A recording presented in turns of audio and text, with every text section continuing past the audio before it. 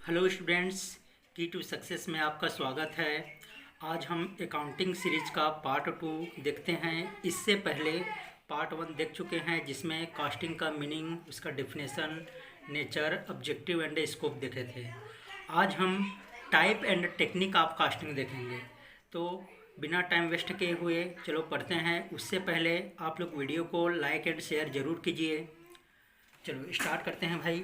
Type and technique of casting, लागत निर्धारण के प्रकार एवं तकनीक। तो देखो भाई, सबसे पहले है हिस्टोरिकल कास्टिंग, ऐतिहासिक लागत। ऐतिहासिक लागत मतलब क्या होता है कि इसमें ऐसे व्यय को रिकॉर्ड करते हैं जो ऑलरेडी हो चुका है।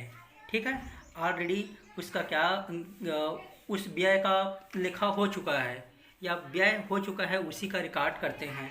ठीक है, यह है हमारा हिस्टोरिकल कास्टिंग।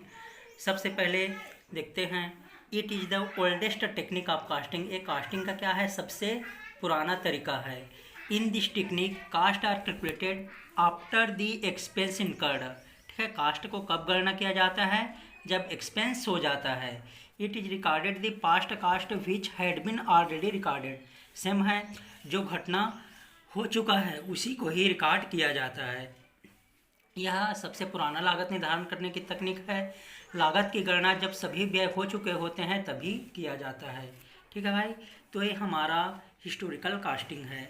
नेक्स्ट है स्टैंडर्ड कास्टिंग, मानक लागत। तो मानक लागत क्या है भाई, ये मानक लागत एक प्रमाप निर्धारित कर लेते हैं और जो वास्तव में लागत होता है और प्रमाप दोनों के बीच में कंपेयर करते हैं कि हम लोग कितना स्टैंडर्ड सेट किए थे और वास्तव में कितना खर्च आया। तो इसको हम लोग बोलते हैं स्टैंडर्ड कास्टिंग। तो मानक लागत अंकन, in this costing firm compare the actual cost with standard cost. It help to find out deviation and at least the profitability. ठीक है, तो इसमें क्या होता है, फर्म वास्तविक और मानक लागतों की तुलना करता है जिसके परिणाम से विचलन एवं अंतिम लाभप्रदता की पता चलता है। विचलन मतलब क्या होता है भाई, एक्चुअल को देखते हैं और स्टैंडर्ड को देखते हैं, और एक्चुअल और स्टैंडर्ड में किस कारण डिफरेंट आया और उस डेविएशन को सॉल्व करने की सॉल्व करते हैं। ठीक है, नेक्स्ट है मार्जिनल कास्टिंग।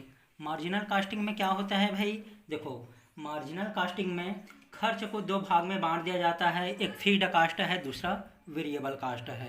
तो फिक्स्ड कास्ट में क्या होता है भाई, एक तो फिक्स्ड ही रहता है, और इसमें मार्जिनल को वैसे तो वेरिएबल कास्टिंग भी बोला जाता है। वेरिएबल में ये होता है कि थोड़ा सा अगर इनपुट में हम लोग एक्स्ट्रा यूनिट डालते हैं तो आउटपुट भी क्या निकलता है, एक्स्ट्रा यूनिट ही निकलता है। तो इनपुट में परिवर्तन से आउटपुट का भी परिवर्तन होता है, ये बताया गया है। तो मार्जिनल कास्टिंग को पढ़ लेते हैं। In marginal costing additional output produced to see the overall change in the total output and the profit. इसमें अतिरिक्त आउटपुट के उत्पादन से कुल उत्पादन और लाभ में परिवर्तन को देखा जाता है। मतलब अतिरिक्त इनपुट डालेंगे तो आउटपुट भी अतिरिक्त होगा, जिससे उसके कुल उत्पादन और कुल लाभ में भी परिवर्तन को देखा जाता है। वैसे तो कास्टिंग में मार्जिनल कास्टिंग को दो भाग में बांटा गया है। कौन कौन से, एक है फिक्स्ड कास्ट और दूसरा है वेरिएबल कास्ट। तो मार्जिनल कास्टिंग का कंपैरिजन वेरिएबल कास्ट से किया जाता है। ठीक है भाई, आगे चलते हैं हम लोग। इसका एक फार्मूला देख लीजिए, मार्जिनल कास्टिंग कैसे निकाला जाता है। तो सेल माइनस कंट्रीब्यूशन, सेल में से कंट्रीब्यूशन माइनस करते हैं तो क्या निकलता है, मार्जिनल कास्टिंग। जैसे ये सेल है, सेल में से वेरिएबल कास्ट को माइनस करेंगे तो क्या निकलता है, कंट्रीब्यूशन निकलता है। यही फार्मूला है। तो मार्जिनल कास्टिंग को यहाँ पे वेरिएबल कास्ट हम लोग समझ सकते हैं, और सेल में से कंट्रीब्यूशन को माइनस कर देंगे तो क्या निकलता है, वेरिएबल कास्ट निकलता है। एग्जाम्पल के लिए देखना, ये इसमें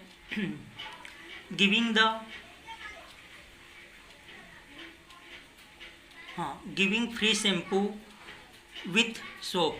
तो ये आपका मार्जिनल कास्टिंग का एग्जाम्पल है। जैसे हम लोग कुछ सोप वगैरह ख़रीदते हैं, उसमें शैम्पू फ्री दिया जाता है, तो शैम्पू फ्री दिया जाता है तो क्या होगा कि कस्टमर लोग ज़्यादा से ज़्यादा खरीदेंगे, तो आउटपुट में थोड़ा देखो वृद्धि की है, तो वो भी उसका सेल्स भी क्या हो जाएगा, इंक्रीज हो जाएगा। जैसे भी एग्जांपल के लिए लक्स कोजी आ रहा है, लक्स कोजी का 2 अगर सेट खरीदने से फ्री में डिब्बा दिया जाता है, तो किसका एग्जांपल है, मार्जिनल कास्टिंग का एग्जांपल है। अगर उसमें थोड़ा सा हम लोग वृद्धि कर रहे हैं तो उसका सेल्स में भी क्या होगा, वृद्धि होगा। ठीक है भाई, आगे चलते हैं हम लोग।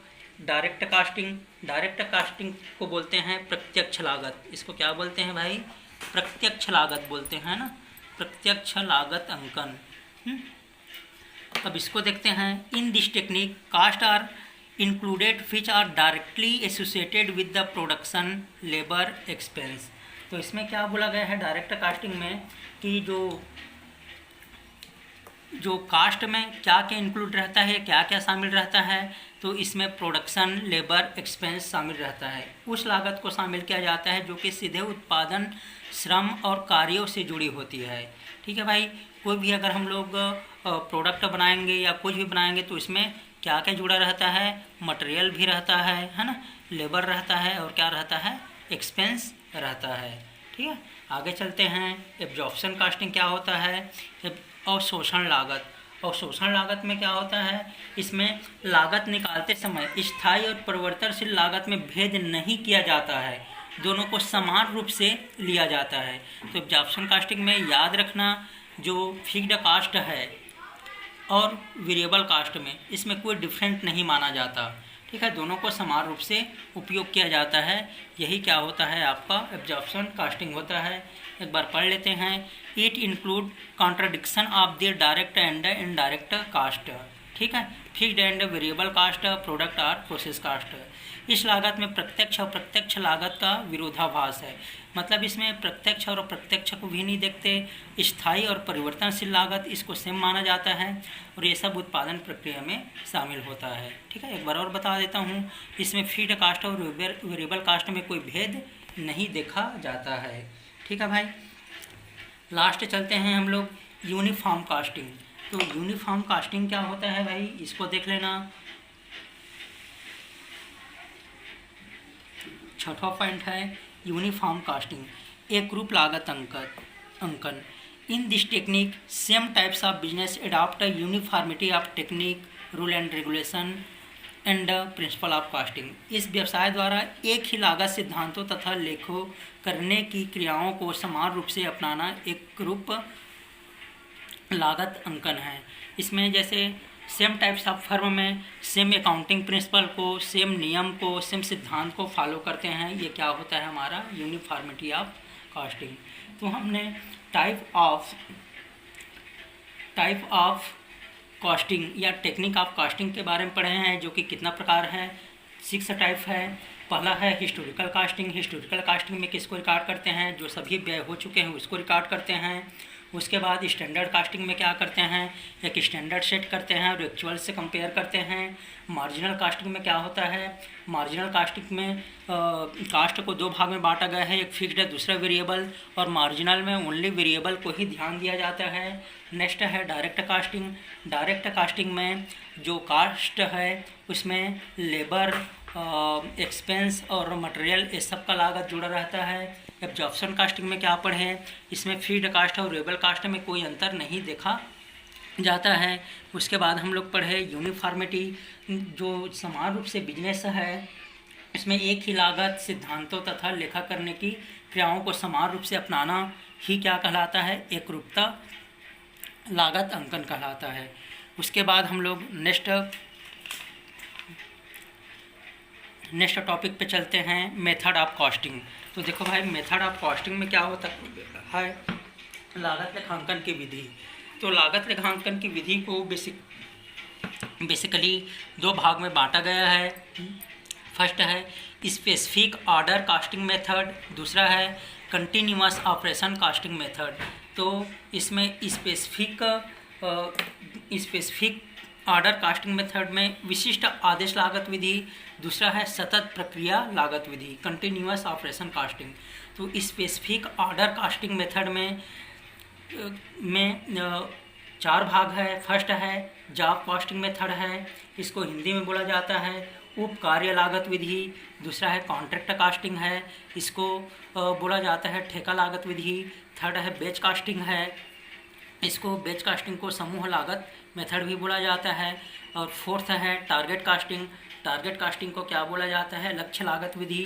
वैसी कंटिन्यूअस ऑपरेशन कास्टिंग मेथड, सतत प्रक्रिया लागत विधि, इसको भी 5 भाग में बांटा गया है। फर्स्ट है प्रोसेस कास्टिंग है, दूसरा है यूनिट कास्टिंग मेथड है, तीसरा है ऑपरेशन कास्टिंग मेथड है, चौथा है डिपार्टमेंटल कास्टिंग है, और है पांचवा है मल्टीपल कास्टिंग है। तो मैं इसको एक एक लाइन में अभी बता देता हूँ ये क्या होता है।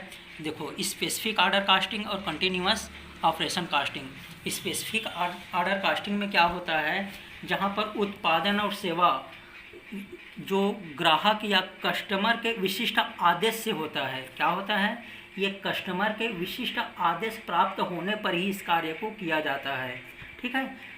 और यहाँ पे कंटिन्यूअस कास्टिंग में क्या होता है, यहाँ पे बहुत बड़े पैमाने पर प्रोडक्शन चलते रहता है और जो भी प्रोडक्शन निकलते जाता है उसको स्टॉक में कन्वर्ट करते जाते हैं। और इसमें क्या है भाई, इंपॉर्टेंट है ऑर्डर, ठीक है, ऑर्डर बेसिस से काम करता है।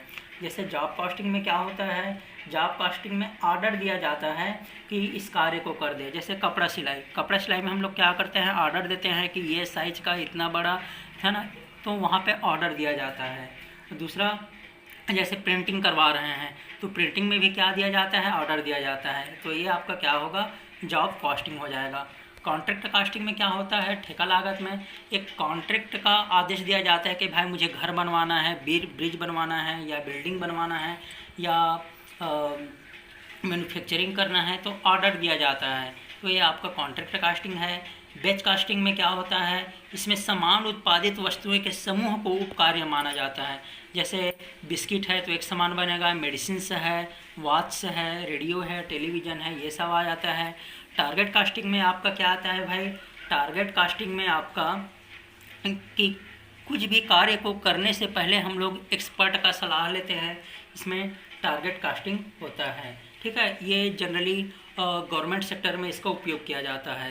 कंटिन्यूअस कास्टिंग देखते हैं, जिसमें बड़े पैमाने में क्या होता जाता है, निरंतर प्रोडक्शन होता जाता है ना। सतत प्रक्रिया लागत विधि। प्रोसेस कास्टिंग में क्या होता है, एक फाइनल प्रोडक्ट बनाने के लिए उसको कई प्रक्रिया से गुजरना पड़ता है, उसके बाद वो फाइनल प्रक्रिया बनता है, ठीक है भाई। कुछ भी बनाए, जैसे ऑयल बनाते हैं तो उसको 2-3 प्रक्रिया से गुजरना पड़ता है ना। जो भी हम लोग प्रोडक्ट बनाते हैं, आजकल बहुत सारा प्रोडक्ट है, जैसे जितना भी केमिकल का बनाते हैं, सोप बनाते हैं, वार्निशिंग बनाते हैं, ये सब 2-3 प्रक्रिया से गुजरता है भाई। तो इसको क्या बोलते हैं, प्रोसेस कास्टिंग। यूनिट कास्टिंग में क्या होता है, इकाई लागत में यह भी कार्य निरंतर चलते रहता है। इसमें एक समान प्रोडक्ट बनाया जाता है, ठीक है। जैसे इसमें एक समान प्रोडक्ट है, जैसे ईंट का भट्ठी देखे होंगे, ईंट के भट्टी में एक ही समान प्रोडक्ट बनाया जाता है ना। आगे देखते हैं हम लोग ऑपरेशन कास्टिंग, इसको सर्विस कास्टिंग भी बोलते हैं। इसमें सर्विस कास्टिंग में कोई प्रोडक्शन नहीं किया जाता है, अपितु वहाँ पे सर्विस प्रोवाइड किया जाता है, जैसे transport service, LIC service, banking service. Departmental casting में क्या होता है भाई, डिपार्टमेंटल कास्टिंग में ये होता है कि इसमें जो भी कास्ट है उसको परिव्यय केंद्र की लागत ज्ञात की जाती है। जैसे कुछ भी प्रोडक्ट बनाते हैं, उसमें बहुत सारे department, human resource department, financial department, production department, shelter department, ये सब का खर्च वहाँ पे जुड़ा रहता है भाई, है ना। नेक्स्ट है आपका मल्टीपल कास्टिंग। मल्टीपल कास्टिंग बहुसंख्यक लागत विधि। इसमें क्या होता है कि छोटे छोटे पुर्जे से एक फाइनल प्रोडक्ट तैयार किया जाता है। एग्जाम्पल के लिए जैसे बाइक बनाना है, बाइक बनाएं तो उसमें छोटे छोटे पुर्जे से एक बाइक बनाते हैं। कार भी उसी छोटे छोटे पुर्जे से बनाते हैं। ट्यूब अलग से लगेगा, टायर अलग से लगेगा, उसमें मोटर पार्ट है और जो भी बहुत सारा पार्ट अलग अलग मिल करके एक फाइनल प्रोडक्ट बनाते हैं, है ना। तो इसमें क्या होता है भाई, इसमें छोटे छोटे कई पुर्जे तैयार किए जाते हैं, जिसको जोड़ करके क्या बनाया जाता है, मशीन बनाया जाता है, ठीक है। तो इसको हम लोग डिटेल में फिर से पढ़ेंगे, जिसको मैं नेक्स्ट वीडियो में बनाऊंगा, है ना। तो ये जो दोनों टाइप है, मेथड ऑफ कास्टिंग, लागत लेखांकन विधि, इसको 2 भाग में बांटा गया है। इसको मैं डिटेल में एक्सप्लेन करूंगा नेक्स्ट वीडियो में, है ना। अभी इसके बारे में मैं ऐसे हिंट दिया हूँ उसके बाद मैं इसका नोट्स भी लिखवाऊंगा, आप लोग नोट्स को लिख लेना, ठीक है। ये समझने के लिए इसका उपयोग कर सकते हो। तो दोस्तों लाइक एंड शेयर ज़रूर कीजिए। इसके बाद मैं नेक्स्ट वीडियो में इसके मेथड को बताऊंगा। Thank you.